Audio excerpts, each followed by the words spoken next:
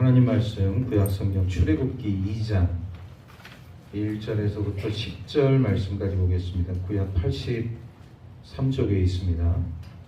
출애굽기 2장 1절에서부터 10절 말씀.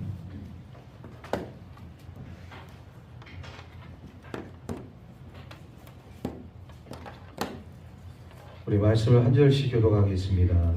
레위 가족 중 한 사람이 가서 레위 여자에게 장가들어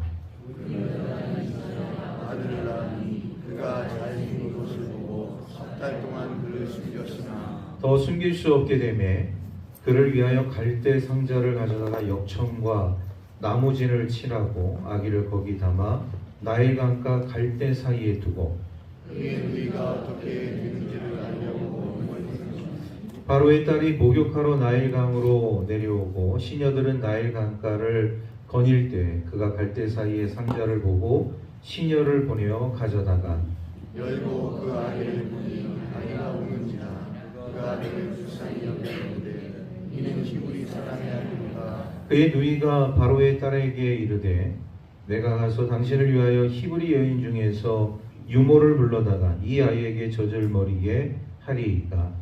바로의 딸이 그에게 이르되 가라 하매 그 소녀가 가서 그 아기의 어머니를 불러오니 바로의 딸이 그에게 이르되 이 아기를 데려다가 나를 위하여 젖을 먹이라. 내가 그 삭슬 죽이라.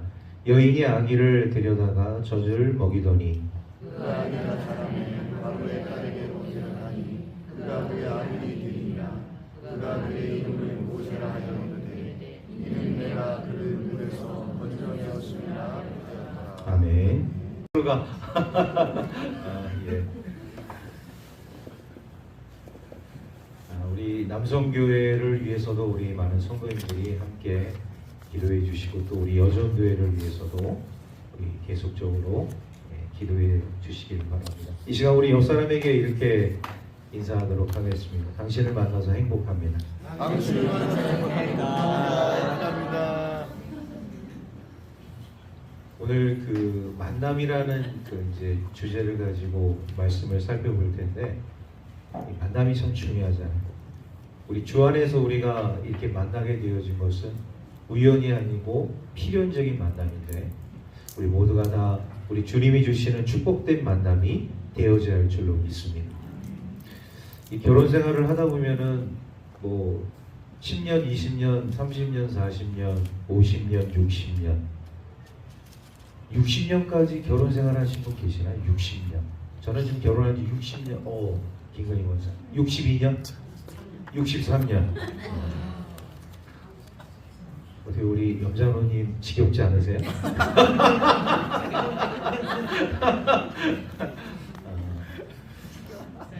지겨워 못 살겠어요? 지겨우면 못 살 텐데. 네, 그렇죠. 맞아요. 이게 하루를 살아도 이게 정말 좋은 만남 가운데서 살아가는 것이 얼마나 중요한지 모르겠어요. 사람을 볼 때마다 좋은 만남의 사람이 있고 볼 때마다 좀 이렇게 거부감이 드는 그런 만남이 있을 수 있어요.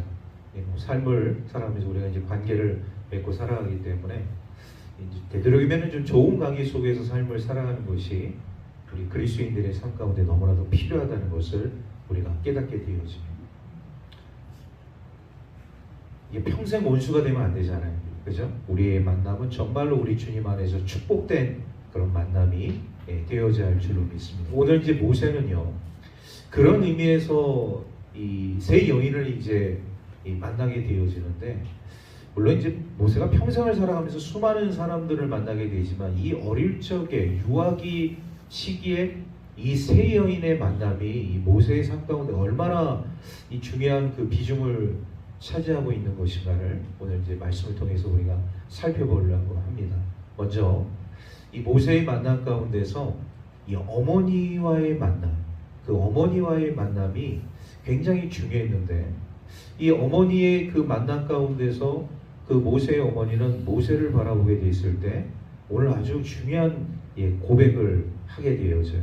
우리 2절 말씀 우리 함께 다 같이 읽도록 하겠습니다. 시작. 그 여자가 임신하여 아들을 낳으니 그가 잘생긴 것을 보고 석 달 동안 그를 숨겼으나. 우리가 이 말씀을 보면 모세가 굉장히 잘생긴 사람이라는 것을 우리가 깨닫게 되어져요. 저는 그런 생각을 해봤어요. 만약에 모세가 잘생기지 않았으면 석 달 동안 모세의 어머니가 어떻게 했을까? 이런 생각을 한번 스쳐 지나가면서 생각을 했습니다. 잘생겼기 때문에 석 달 동안 감춰 길렀을까요? 아니면 다른 이유 때문에 이 모세를 이렇게 잘 숨기면서 길렀을까요? 여러분들은 어떻게 생각하십니까? 못생겨도 내 자식이니까 이 어머니의 마음으로 아마 더 오랫동안 숨기고자 그렇게 길렀을 것이다. 우리 이제 김건희 원사님은 그렇게 말씀을 하셨어요. 그래서 우리 성도님들이 이 맥락만 보면 좀 오해를 하실 것 같아요. 잘생겼다는 것이 외모적으로만 잘생긴 것에서 끝난 것이 아니라 하나님의 관점이 여기에 포함되어져 있어요. 이 관점에 대해서 우리 신약성경 한 곳을 한번 찾아보도록 하겠습니다. 사도행전 7장 20절에 있는 말씀이에요. 여러분들이 가지고 있는 성경 197쪽을 찾아보시면 사도행전 7장 20절이 나옵니다. 사도행전 7장 20절 197쪽. 자, 우리 한번 찾았으면은 우리 다 같이 한 목소리로 읽도록 하겠습니다. 시작. 그때 모세가 났는데 하나님 보시기에 아름다운지라 그의 아버지의 집에서 석 달 동안 길리더니. 자, 하나님 보시기에 어떻다고요? 아름답다. 하나님의 관점이 중요해요. 사람이 우리가 이제 보게 되어질 때는 그냥 우리 잘생긴 것에 대한 외모적인 면에서 우리가 판단을 할 수 있는데, 우리 하나님께서 보시기에 아름답다. 이것은 이 아이의 미래까지 바라보시는 우리 하나님의 관점이 있다는 것을 우리가 깨닫게 되어집니다. 모세의 어머니 요게벳은 자녀를 이제 낳게 되었는데 이 자녀가 그 잘생긴 것을 보고 하나님 보시기에 그 아름다움을 바라보고 미래를 생각을 하게 되어집니다. 분명히 이 아이는 우리 하나님의 크신 뜻을 이룰 수 있는 하나님의 자녀라는 것을 직감하게 됩니다. 그래서 석 달 동안 숨겨서 그 아이를 키우게 되어집니다. 이 모세가 만난 첫 번째 여인, 이 모세의 어머니, 여러분들의 그 삶 가운데도 자녀들을 여러분들이 낳고 기르게 되어질 때 우리 자녀와의 그 만남이 너무나도 우리가 소중하다는 것을 깨닫게 되어집니다. 우리가 뭐 10자녀가 있으면 10자녀 어느 한 자녀 이 부족함이 없잖아요.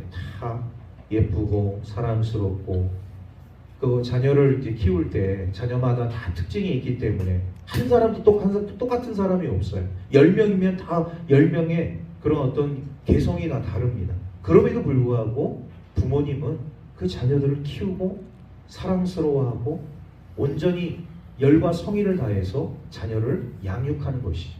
오늘 이 모세의 어머니 요게벳을 우리가 보게 되어질 때 이 사도행전 7장 20절의 말씀이 참 마음에 많이 와닿게 되어지는 것은 뭐냐? 하나님 보시기에 아름다운지라. 제가 여러분들을 이렇게 보게 되어질 때 우리가 하나님과의 그 만남을 우리가 가지게 되어지면서 우리 또 하나님의 자녀잖아요. 하나님께서 오늘 우리 하나님의 자녀들을 바라보실 때 하나님 보시기에 매우 아름다운 우리 하나님의 축복의 자녀인 줄로 믿습니다. 옆 사람 보면서 이렇게 이야기했습니다. 당신은 아름다운 하나님의 사람입니다. 당신은 아름다운 하나님의 사람입니다. 할렐루야. 네, 여러분 모두가 다 아름다운 하나님의 자녀들 되기를 주의 이름으로 축복합니다. 두 번째는 모세가 이제 만난 그 여인 가운데 모세의 누이가 있어요. 미리암이라는 누이가 있습니다. 자, 그런데 이제 모세가 태어나서 이제 석 달 동안 집에서 이제 기르다가 아이의 울음소리가 커지게 되어지니까 결국 이 아이를 방출을 시키는 거예요. 집에서 어쩔 수 없이 내보낼 수밖에 없는 그런 상황에 놓이게 되어졌는데, 그 부모님의 사랑을 갈대상자에 엮어서 나일강에 띄우게 되어집니다. 자, 그런데 이 아이를 나일강에 띄우게 되어질 때 부모님은 걱정하는 마음으로 그 누이 미리암을 통해서 네가 쭉 따라 내려가면서 이 갈대 상자가 어떻게 떠내려가는지 지켜봐라. 막 그런 이야기를 했을 거예요. 그랬을 때 이 미리암이라는 누이가 이 갈대 상자에 넣은 자신의 동생 모세가 계속 그 강물을 흘러 떠내려가는 모습을 지켜보면서 같이 그 강가로 같이 나아가게 되어집니다.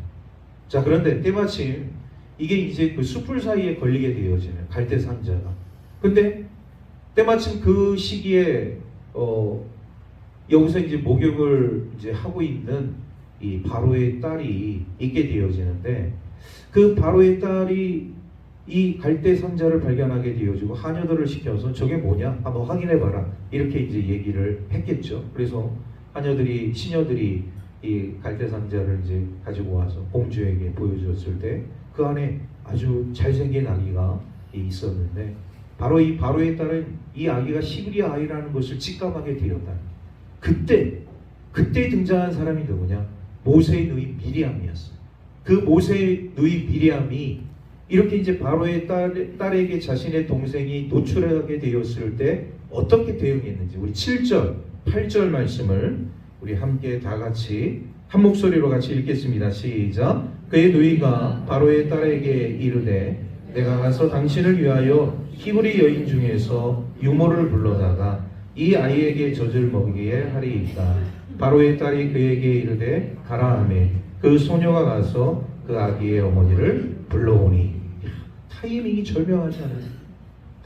미리암이라는 모세의 누이가 자신의 동생이 하염없이 갈대 상자에 놓여서 그 강물로 흘러내리게 되어지고 숯불에 걸려서 이 바로의 시녀에게 발각이 되어지고 그것이 바로의 딸의 손에 들려지게 되어질 때, 그때 등장을 해서 소개를 시켜줘요. 그리고 추천을 시켜줘요. 누구를 소개하고 누구를 추천하게 되어지느냐? 바로 자신의 어머니, 모세의 어머니 요게벳을 추천을 하게 되어집니다. 이 아기에게 젖을 물릴 여인을 제가 잘 알고 있습니다. 제가 그 여인을 소개해도 되겠습니까? 아주 기가 막힌 타이밍에 이 미리암이라는 이 모세의 누이가 딱 등장을 하면서 모세의 운명이 정말 이 풍전등화와 같은 그런 상황이었는데, 왜냐면 그 당시에는요 히브리 남자아이가 태어나면 나일강에 다 빠뜨려서 죽였어요. 그게 바로의 명령이었습니다. 그러니까 바로의 공주도 어떻게 보면은 자신의 그 아버지가 이런 명령을 내렸으니까 딸로서 그 명령을 준행할 수밖에 없는 것이죠. 아마도 미리암이라는 모세의 누이가 그때 등장하지 않았다면 이 모세의 운명도 어떻게 되는지 몰라요. 그런데 때마침 그때 모세의 누이 미리암이 딱 등장하면서 이 아이를 젖을 먹일 유모를 제가 잘 알고 있습니다. 제가 그녀를 소개하겠습니다. 그녀가 바로 모세의 진짜 어머니잖아요. 참 이게 누군가를 이렇게 만나서 소개시켜주고 추천시켜준다는 것이 얼마나 중요한지 몰라요. 우리의 만남 가운데는 이런 그 아름다운 만남이 있을 뿐만 아니라 누군가를 이렇게 추천해주고 소개시켜줄 수 있는 그런 관계까지 되어진다면 그 만남은 복된 만남이 될 수 있다는 것을 우리가 깨닫게 되어집니다. 자, 그러면서 모세가 이제 마지막으로 만난 여인, 그 만난 여인이 바로 바로의 딸, 바로의 공주인 것이죠. 자, 우리 9절 10절 우리 함께 다 같이 읽겠습니다. 시작. 바로의 딸이 그에게 이르되 이 아기를 데려다가 나를 위하여 젖을 먹이라. 내가 그의 삭슬 주리라. 여인이 아기를 데려다가 젖을 먹이더니 그 아기가 자라매 바로의 딸에게로 데려가니 그가 그의 아들이 되리라. 그가 그의 이름을 모세라 하여 이르되 이는 내가 그를 물에서 건져내었음이라 하였더라. 아멘. 이 9절과 10절 말씀을 보면 이 바로의 딸이 결정적으로 모세를 살리는데 어떻게 보면은 1등 공신이라는 것을 우리가 깨닫게 되어져요.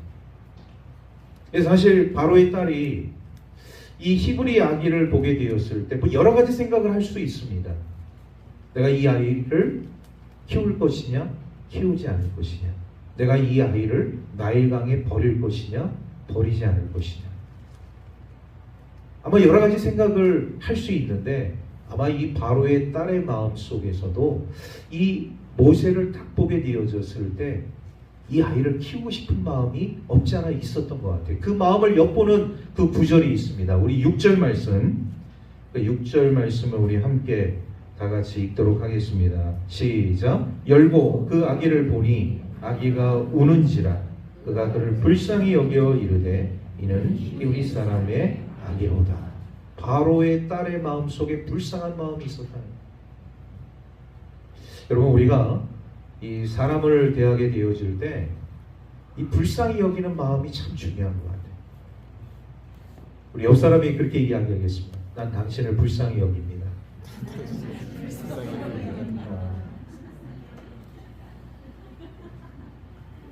또 우리 다 불쌍한 사람들이잖아요. 그죠? 우리가 주님 앞에 있을 때 우리 다 불쌍한 사람들.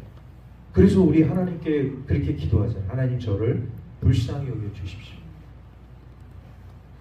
우리는 이 두 글자로 이것을 표현하게 될 때 긍휼이라는 말을 사용하게 되어져요. 긍휼. 긍휼의 의미가 불쌍히 여기는 거예요. 하나님, 저를 긍휼히 여겨 주십시오.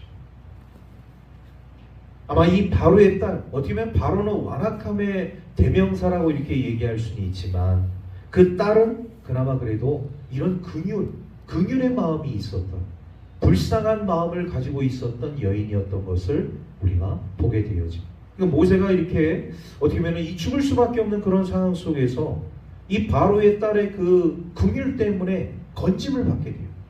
물론 여기에는 우리 하나님의 개입하심과 역사하심이 물론 들어가 있겠죠. 그런데 우리 하나님께서 이 바로의 딸의 마음 속에 그런 긍휼의 마음을 주셨어요. 여러분, 세상을 살아가면서 우리는요, 이런 긍휼의 마음이 있어야 돼요. 요즘 우리가 세상을 살아가다 보면은 너무 이기주의적인 삶을 살아가다 보니까 다 이 내꺼, 나 위주의 삶을 살아가는 사람들이 너무나도 많이 있잖아요. 근데 그 가운데서도 긍휼의 마음을 베풀면 뭔가 좀 바보 같은 이런 느낌이 되고 손해 보는 듯한 느낌이 우리의 삶 가운데 들 수가 있어요. 근데 우리 하나님의 사람들은 이 긍휼의 마음이 손해 보는 게 아니에요. 이 자비의 마음이 손해 보는 게 아니에요. 불쌍히 여기는 마음이 손해 보는 게 아니에요. 왜? 하나님께서 우리를 불쌍히 여기셨기 때문에. 그 불쌍히 여긴다는 표현을 우리 하나님께서는 하나님이 세상을 이처럼 사랑하사라는 표현으로 우리에게 말씀해 주십니다. 우리가 불쌍히 여김을 받아서 정말 이 말할 수 없는 우리 하나님의 놀라운 그 구원하심을 얻게 되었다는 사실입니다.